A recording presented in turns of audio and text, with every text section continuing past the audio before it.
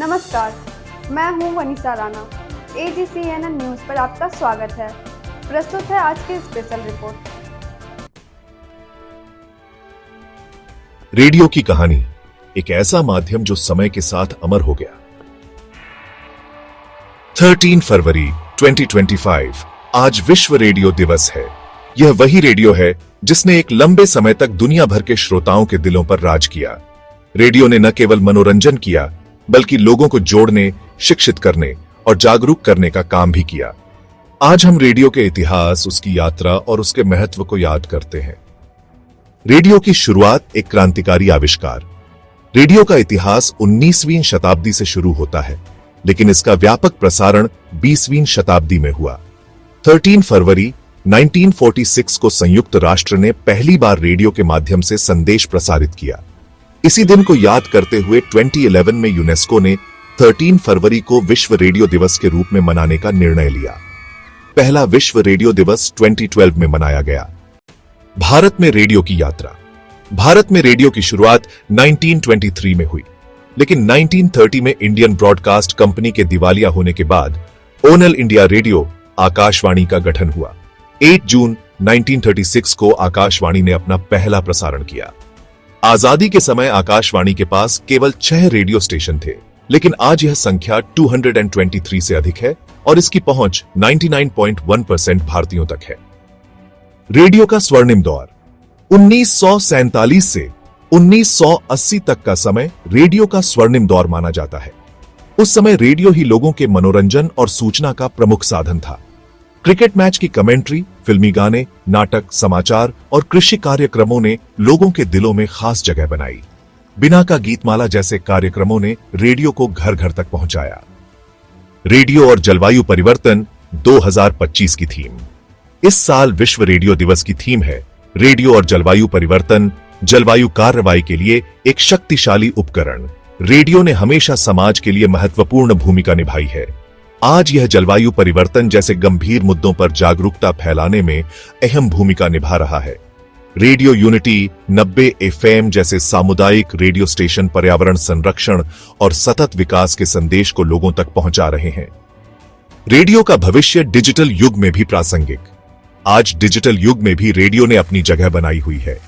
FM radio और internet radio ने इसे नई पीढ़ी तक पहुंचाया है। प्रधानमंत्री नरेंद्र मोदी का मन की बात कार्यक्रम रेडियो के माध्यम से करोड़ों लोगों तक पहुंचता है। यह साबित करता है कि रेडियो आज भी प्रासंगिक है। रेडियो से जुड़ी कई प्रेरणादायक कहानियां हैं, जिनमें से कुछ ने समाज पर गहरा प्रभाव डाला है। यहां कुछ ऐसी कहानियां हैं जो आपको प्रेरित कर सकती हैं। पहली कहानी है अमीन सायानी की, जिनकी आवाज ने रेडियो को एक नई पहचान दी। उनकी कहानी बेहद प्रेरणादायक है। 1950 के दशक में जब रेडियो भारत में मनोरंजन का प्रमुख साधन था, अमीन सायानी ने बिना का गीतमाला कार्यक्रम के माध्यम से लाखों श्रोताओं के दिलों में जगह बनाई। उनकी मधुर आवाज और शब्दों का जादू लोगों को हर हफ्ते रेडियो से चिपके रहने पर मजबूर कर देता था।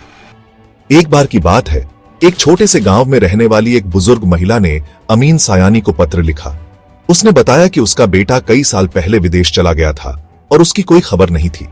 एक दिन उसने रेडियो पर बिना का गीतमाला सुना और अमीन सायानी की आवाज सुनकर उसे लगा कि यह आवाज उसके बेटे की याद दिलाती है। उसने अमीन सायानी से अनुरोध किया कि वह उसके बेटे का नाम लेकर उसे याद करे। अमीन सायानी ने न केवल उसका नाम लिया, बल्कि उसके बेटे को ढूंढने में भी मदद की। कुछ हफ्तों बाद उस महिला का बेटा उससे मिलने आया। यह कहानी रेडियो की ताकत और अमीन सायानी की आवाज के जादू को दर्शाती है। दूसरी कहानी है रेडियो यूनिटी 90 FM की, जो पर्यावरण का संदेशवाहक है। गुजरात के एकता नगर में स्थित रेडियो यूनिटी 90 FM एक ऐसा सामुदायिक रेडियो स्टेशन है जो न केवल मनोरंजन करता है, बल्कि समाज को जागरूक भी करता है। यह रेडियो स्टेशन पर्यावरण संरक्षण और सतत विकास के संदेश को लोगों तक पहुंचाने में अग्रणी है। एक बार की बात है, एक छोटे से गांव में रहने वाले किसान रमेश ने रेडियो यूनिटी 90 FM पर एक कार्यक्रम सुना, जिसमें जलवायु परिवर्तन और उसके प्रभावों के बारे में बताया गया था। रमेश ने सुना कि कैसे पानी की बर्बादी और रासायनिक खादों के अत्यधिक उपयोग से मिट्टी की उर्वरता कम हो रही है। उसने रेडियो पर सुझाए गए तरीकों को अपनाया और जैविक खेती शुरू की। कुछ ही समय में उसकी फसल की गुणवत्ता और उत्पादन में सुधार हुआ। रमेश ने अपने गांव के अन्य किसानों को भी इसके बारे में बताया और धीरे धीरे पूरा गांव जलवायु परिवर्तन के प्रति जागरूक हो गया। यह कहानी रेडियो की शक्ति को दर्शाती है, जो न केवल सूचना देता है बल्कि लोगों के जीवन में बदलाव भी लाता है। मन की बात, प्रधानमंत्री की आवाज। प्रधानमंत्री नरेंद्र मोदी का मन की बात कार्यक्रम रेडियो के माध्यम से करोड़ों लोगों तक पहुंचता है। यह कार्यक्रम न केवल सूचनाओं का स्रोत है बल्कि लोगों को प्रेरित भी करता है। एक बार की बात है, एक छोटे से शहर में रहने वाली एक युवती ने मन की बात सुना, जिसमें प्रधानमंत्री ने स्वच्छता और शिक्षा के महत्व पर बात की थी। उस युवती ने अपने आसपास के बच्चों को पढ़ाने का फैसला किया। उसने एक छोटी सी कक्षा शुरू की और गरीब बच्चों को मुफ्त में पढ़ाने लगी।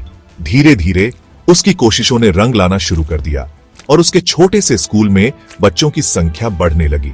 उस युवती ने बाद में बताया कि प्रधानमंत्री के शब्दों ने उसे प्रेरित किया और उसने यह कदम उठाया। यह कहानी दर्शाती है कि रेडियो न केवल सूचना देता है बल्कि लोगों के जीवन में बदलाव भी लाता है। एडवर्ड मरो सत्य की आवाज। एडवर्ड मरो एक अमेरिकी रेडियो पत्रकार थे, जिन्होंने द्वितीय विश्व युद्ध के दौरान अपनी रिपोर्टिंग से इतिहास रच दिया। उन्होंने नाजी जर्मनी की भयावहता को दुनिया के सामने उजागर किया और पत्रकारिता में सच्चाई की ताकत दिखाई। उनके कार्यक्रम सी8 नाउ ने अमेरिका में रेडियो पत्रकारिता को नई ऊंचाइयां दी। रामानुजम और ओनल इंडिया रेडियो। भारत में रेडियो ने स्वतंत्रता संग्राम में भी अहम भूमिका निभाई। 1940 के दशक में ओनल इंडिया रेडियो AIR ने कई अनजाने और संघर्षशील कलाकारों को मंच दिया। भारतीय गणितज्ञ S रामानुजन को रेडियो पर पहली बार आम लोगों तक पहुंचाया गया, जिससे गणित में रुचि रखने वाले युवाओं को प्रेरणा मिली। बच्चों के लिए गूंजती आवाज, अमीन सयानी। अमीन सयानी का नाम भारतीय रेडियो इतिहास में स्वर्ण अक्षरों में लिखा गया है। उनके मशहूर शो बिना का गीतमाला ने रेडियो को हर घर का हिस्सा बना दिया। उनकी आवाज ने लाखों भारतीयों को जोड़ा और रेडियो को एक मनोरंजन और सूचना का सशक्त माध्यम बनाया। रेडियो मिर्ची और सामाजिक बदलाव। आधुनिक समय में रेडियो मिर्ची और अन्य FM चैनलों ने न केवल मनोरंजन दिया बल्कि सामाजिक मुद्दों को भी उठाया।